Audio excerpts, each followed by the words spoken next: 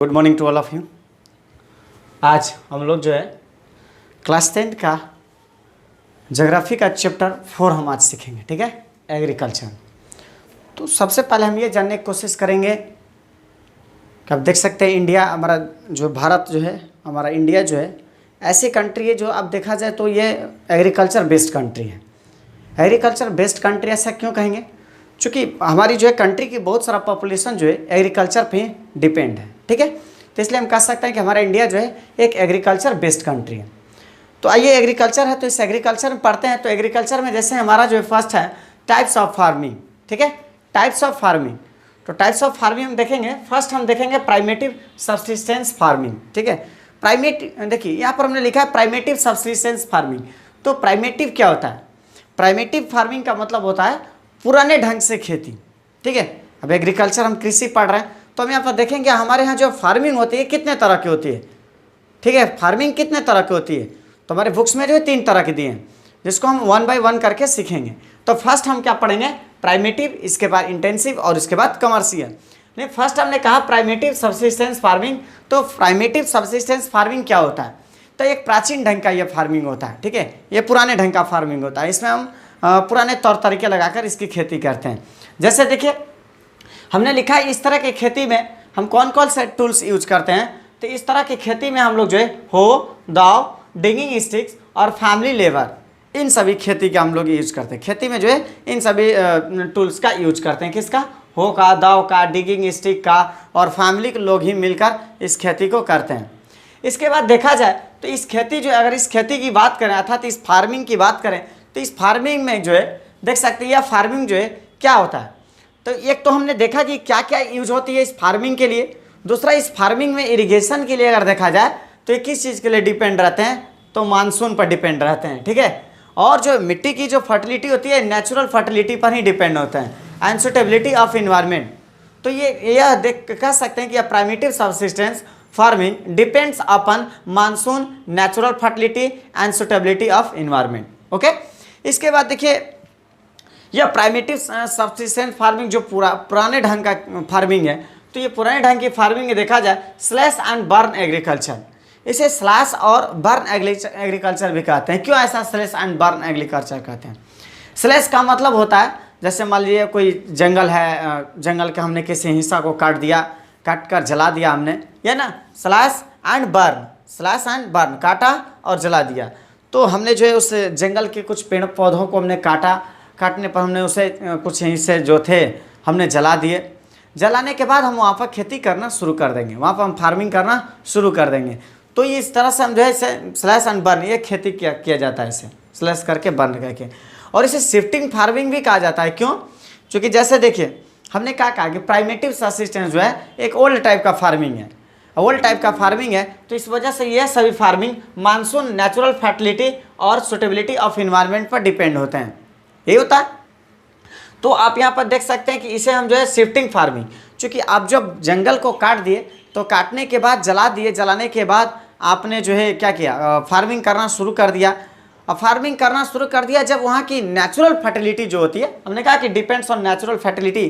तो natural fertility जब खत्म हो जाती है तो क्या करते हैं हम लोग? फिर दूसरे जगह को जो है वही स्लैश एंड बर्न का सिस्टम अपनाते हैं, ठीक है। स्लैश एंड बर्न का पुराना ही सिस्टम अपनाते हैं। उसके बाद जो है यहाँ पर हम ऐसे छोड़ देते हैं, उसको वैसे ही छोड़ देते हैं। फिर नेचर जो है उसके साथ देखिए नेचुरल रिप्लेनिशिंग, इसका मतलब नेचुरल रिप्लेनिशिंग का मतलब फिर जो है नेचर की वजह से वहाँ कुछ दिनों में, कुछ वर्षों में, 10 साल 15 साल, ठीक है, 10 और 15 ईयर्स के बाद जो है नेचर के वजह, नेचुरल जो वहाँ पर खुद अपने से जो है पेड़ पौधे फिर से आ जाएंगे वैसा, ठीक है। तो आप इसे कह सकते हैं स्लैश एंड बर्न एग्रीकल्चर। अब देखिए ये प्राइमेटिव सब्सिस्टेंस फार्मिंग आपने देखा है वर्ल्ड टाइप का फार्मिंग है, कौन कौन से टूल्स यूज होते हैं और किस चीज़ पर डिपेंड होता है। इसे स्लैश एंड बर्न एग्रीकल्चर भी कहते हैं। और इसे स्लैश एंड बर्न के वजह से फर्टिलिटी ख़त्म होने पर शिफ्ट करते हैं, इसलिए शिफ्टिंग फार्मिंग भी होता है ये। और जब शिफ्ट करते हैं और इस जगह को छोड़ देते हैं तो कुछ वर्षों बाद जो है वहाँ पर नेचुरल रिप्लेनिशिंग होता है। हमने बोला नेचुरल रिप्लेनिशिंग का मतलब क्या? फिर से पेड़ पौधे आ जाते हैं। अब देखिए इसी प्राइमेटिव सब्सिस्टेंस फार्मिंग को अगर जाइएगा तो इंडिया में ही कुछ जगह, दूसरे जगहों पर इसको दूसरे नाम से जाना जाता है। जैसे झूमिंग हमने लिखा है, झूमिंग के नाम से, ये प्राइमेटिव सब्सिस्टेंस फार्मिंग को झूमिंग के नाम से जाना जाता है। असम, मेघालय, मिजोरम, नागालैंड। तो इधर देखिए पामलो जो है मणिपुर में कहा जाता है, दीपा बस्तर में कहा जाता है, छत्तीसगढ़ डिस्ट्रिक्ट है, देखिए छत्तीसगढ़ का डिस्ट्रिक्ट है बस्तर।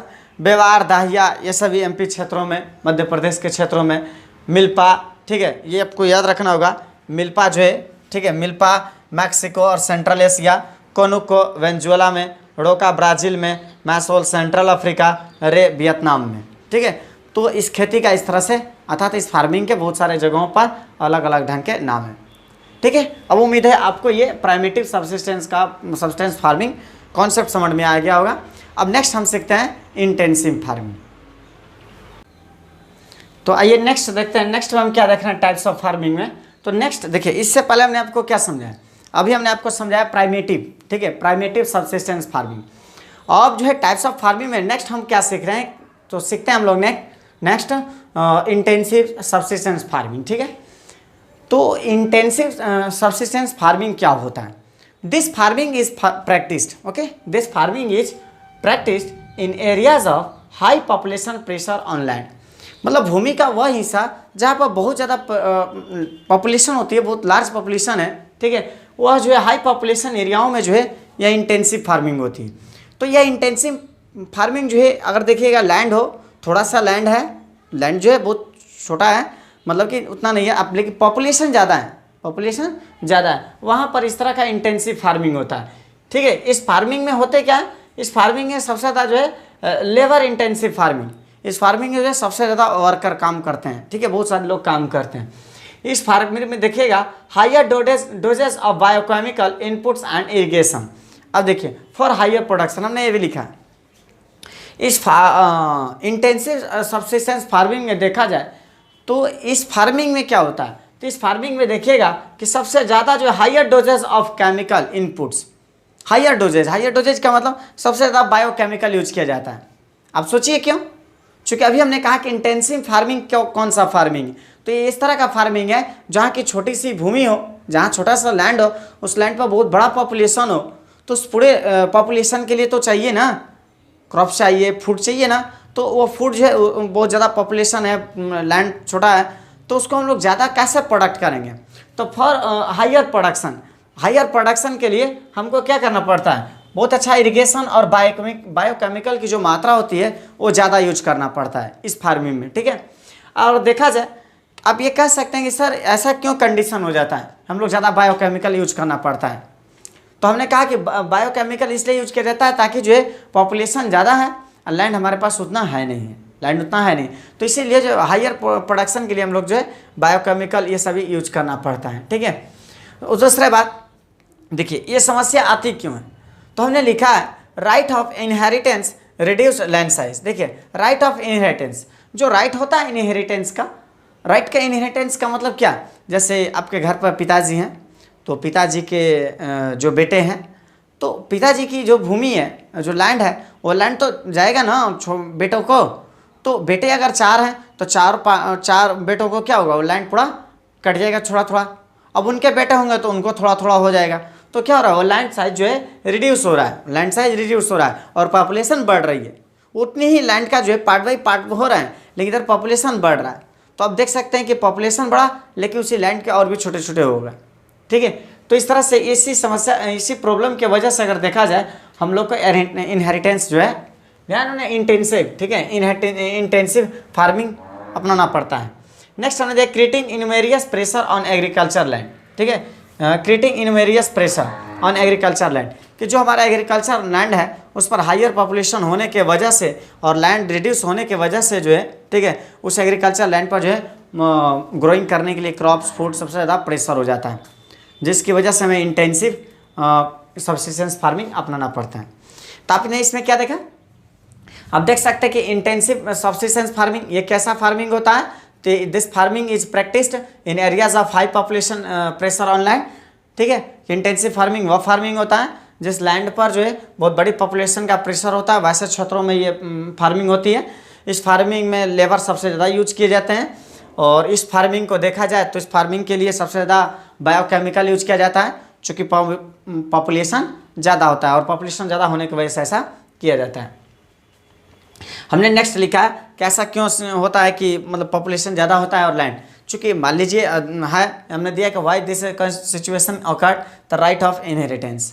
तो राइट ऑफ इनहेरिटेंस क्या होता है, हमने एग्जांपल में आपको बता दिया कि आपके पिताजी हैं, पिताजी के 3 लड़के हैं और उन 3 लड़के के भी और भी लड़के होंगे, तो लैंड तो उतनी ही है, तो आपके पिताजी के जो लड़के हैं उनको जो है बहुत सारा लैंड चला जाएगा, ठीक है, और उनको भी पार्ट हो जाएगा, तो लैंड तो उतना ही, लेकिन पॉपुलेशन बढ़ गया, तो हमें इंटेंसिव सब्सिस्टेंस फार्मिंग अपनानी पड़ेगी, ठीक है। अब हम नेक्स्ट सीखेंगे कमर्शियल फार्मिंग, ठीक है। तो आइए देखते हैं कमर्शियल फार्मिंग। आइए नेक्स्ट देखते हैं, ठीक है। नेक्स्ट में हमने क्या कहा था आपको, कमर्शियल फार्मिंग। इससे पहले तो मैंने आपको 2 समझा दिए। अब हम जो देख रहे हैं कमर्शियल फार्मिंग, तो कमर्शियल से तो आपको समझ में आ जाएगा कि ये कमर्शियल है। कमर्शियल का मतलब ये कि व्यावसायिक खेती है, आप तो ऐसा समझ सकते हैं। व्यवसायिक का मतलब वह फार्मिंग जो हम लोग जो स्पेशली व्यापार के रूप में यूज करते हैं, ठीक है। व्यापार के लिए हम वो खेती करते हैं, व्यापार के लिए अर्थात खरीद बेच के लिए हम जो करते हैं उसको ही कमर्शियल फार्मिंग कहते हैं। तो देखिए कमर्शियल फार्मिंग जो है क्या होता है, तो कमर्शियल फार्मिंग हमने लिखा है कि कमर्शियल फार्मिंग में जो है सबसे ज़्यादा मॉडर्न इनपुट्स यूज किए जाते हैं। मॉडर्न इनपुट्स क्यों यूज किया जाता है, मॉडर्न इनपुट्स इसलिए यूज किया जाता है ताकि जो है आपको हाई प्रोडक्ट्स, आपको मतलब ज़्यादा हायर प्रोडक्शन मिल सके, ज़्यादा से ज़्यादा प्रोडक्शन निकलेगा तो आप उसे सेल करिएगा तो आपको जो है पैसे मिलेंगे, ठीक है। तो कमर्शियल फार्मिंग में होता है। तो इसमें मॉडर्न जो इनपुट्स क्या यूज करते हैं, हमने दिया है कि HYV seeds, high एल्डिंग variety seeds जो होता है, ठीक है, हाई एल्डिंग वेराइटी सीड्स होते हैं उस टाइप के सीड्स यूज किए जाते हैं, ठीक है। इसमें केमिकल सबसे ज़्यादा यूज किया जाता है, फर्टिलाइजर्स भी यूज किए जाते हैं, इंसेक्टिसाइड्स, इंसेक्टिसाइड्स का मतलब समझ रहे हैं, इंसेक्ट के लिए यूज किया जाता है, इंसेक्ट ताकि न रहे। पेस्टिसाइड भी यूज किया जाता है। तो देख सकते हैं कि इसमें जो है मॉडर्न इनपुट्स ज़्यादा यूज किए जाते हैं। क्यों, ऑब्टेन हायर प्रोडक्टिविटी, क्यों हायर प्रोडक्शन के लिए ना, तब तो हायर प्रोडक्शन होगा तब उसे हम सेल कर पाएंगे, ठीक है। अब देखिए नेक्स्ट, हमने नेक्स्ट लिखा है commercialisation of agriculture varies from one reason to another. ये देखिए जो कमर्शियल ये होता है, commercialisation of agriculture varies from one reason to another. मतलब अगर देखा जाए ये जो कमर्शलाइजेशन होता है, तो अगर देखा जाए एग्रीकल्चर का जो कमर्शलाइजेशन होता है एक स्थान से दूसरा स्थान तक वेरीज करता है। कैसे, अब जैसे देखिए वीट को देखिएगा तो वीट क्या होता है, हरियाणा और पंजाब, हरियाणा और पंजाब। और जबकि उड़ीसा में देखिए राइस, इसमें आपको क्या देखने को मिलेगा, उड़ीसा में चल जाएगा तो ये जो है ये सबसिस्टेंस फार्मिंग है। कैसे कहिएगा कि ये सबसिस्टेंस फार्मिंग है, ये जबकि इधर कमर्शियल हो जाएगा। देखिएगा कि वीट जो है हरियाणा और पंजाब में सबसे ज़्यादा ग्रो किया जाता है और इसे जो है सेल किया जाता है, ठीक है। और देखिएगा अभी इधर उधर चल जाएगा, जबकि उड़ीसा में ऐसा नहीं होता है। तो क्या आपको लग रहा है कि क्या ये कमर्शलाइजेशन ऑफ एग्रीकल्चर वेरीज कर रहा है one reason to another reason, ठीक है। तो आप देख सकते हैं कि कुछ ऐसे क्षेत्र होते हैं जहाँ पर जो चीज़ें उपजाई जाती हैं तो दूसरे क्षेत्र में कोई जरूरी नहीं है कि वो चीज़ें मतलब ग्रो होगा, नहीं होगा, ऐसा तो होता नहीं है। तो फिर यहाँ हम अगर ग्रो करते हैं तो वहाँ वो सेल कर सकते हैं और वो सारी चीज़ें यहाँ सेल करते हैं। तो यह जो एक क्षेत्र दूसरे क्षेत्र से जो है क्या होते हैं, हम लोग सेलिंग करते हैं, वही कमर्शलाइजेशन होगा, ठीक है। प्लांटेशन, अब देखिए प्लांटेशन क्या होता है, plantation is a commercial farming. देखिए प्लांटेशन, अभी तो हमने अभी क्या बताया, वीट और राइस को समझा, तो यहाँ पर हमने क्या लिखा है कि प्लांटेशन जो होता है वो भी क्या है, एक कमर्शियल फार्मिंग है। क्यों, चूँकि देखिए कमर्शियल कैसे होता है, एक सिंगल क्रॉप, जैसे बनाना हुआ, टी हुआ, कॉफ़ी हुआ, ठीक है, शुगर कैन हुआ या रबर हुआ, ये सभी जितने भी जो है, ये सभी के सभी जितने भी जो है हम देख सकते हैं प्लांटेशन है, ये सब जो है प्लांट है सब, ठीक है। इन सभी को जो एक सिंगल क्रॉप, मतलब कि बहुत लार्ज एरिया में, बहुत बड़ा एरिया में जो है इसी सिंगल क्रॉप को मतलब क्या लगा दिया जाता है, ठीक है। वो सभी लगा देते हैं एक बहुत बड़े लैंड में, ठीक है, बहुत बड़े क्षेत्र में जो है इन सभी प्लांटेशन अर्थात बहुत बड़े लैंड में जो है एक सिंगल क्रॉप केवल यही मतलब किया जाएगा, ठीक है, केवल यही प्लांटेशन की जाएगी, एक ही का, या तो टी का, या तो कॉफ़ी का, या तो रबर का, मात्र एक का, ठीक है। और interface of agriculture and industry, जब एक का आप करिएगा तो प्रोडक्शन आपके पास ज़्यादा होगा, अब प्रोडक्शन ज़्यादा होगा तो इसका मतलब क्या करिएगा उसको, जब आपके पास प्रोडक्शन ज़्यादा होगा तो एक रॉ मटेरियल होगा, आप या तो उसे इंडस्ट्री में ले जाइएगा और इंडस्ट्री से वो क्या जाएगा तब आपके पास जाएगा। जैसे शुगर केन आपने जो है क्या किया, अभी खेत में आपने उपजाया, उपजाने के बाद जो क्या होगा, ट्रांसपोर्ट के माध्यम से वो कहाँ जाएगा, इंडस्ट्री में जाएगा, और इंडस्ट्री से जो है जो भी बनने हैं वो चीज़ें बनेंगी, उसके बाद आपके पास जाएंगी। तो आप देख सकते हैं हमने लिखा है interface of agriculture and industry, कि इंडस्ट्री और जो भी एग्रीकल्चर का इंटरफेस कैसे होता है, ठीक है, एक दूसरे से कैसे रिलेटेड है। कैपिटल इंटेंसिव माइग्रेंट लेबर्स, देखिए इस तरह के जो है खेती में जो प्लांटेशन जो होता है, प्लांटेशन के जो कमर्शियल फार्मिंग करते हैं, तो इस फार्मिंग में जो है सबसे ज़्यादा आपको माइग्रेंट लेबर्स का मतलब आपको उतना पैसे खर्च भी नहीं करने पड़ेंगे, और बगल से ही किसी बगल से जैसे वेस्ट बंगाल है तो बिहार से आपको लेबर मिल गए, तो ये माइग्रेंट लेबर्स आपको मिल जाएंगे, जिसकी वजह से आपको ये फार्मिंग करने में ईजी होगा, ठीक है। नेक्स्ट हमने दिया connectivity to market and processing industry, ठीक है। तो आप देख सकते हैं कनेक्टिविटी टू मार्केट, क्या यह मार्केट से जुड़ जाता है, एंड प्रोसेसिंग इंडस्ट्री, और इंडस्ट्री तक जाता है, ठीक है। तो आपने इसमें क्या सीखा, कमर्शियल फार्मिंग कैसा होता है। तो कमर्शियल फार्मिंग को अगर देखा जाए तो कमर्शियल फार्मिंग में सबसे ज़्यादा हायर प्रोडक्शन के लिए जो है इसमें मॉडर्न इनपुट्स ये यूज किए जाते हैं, ठीक है। और ये सभी देखा जाए तो इसकी जो कमर्शलाइजेशन जो होती है एग्रीकल्चर का, ये एक स्थान से दूसरा स्थान क्या करती है, वारिज करती है।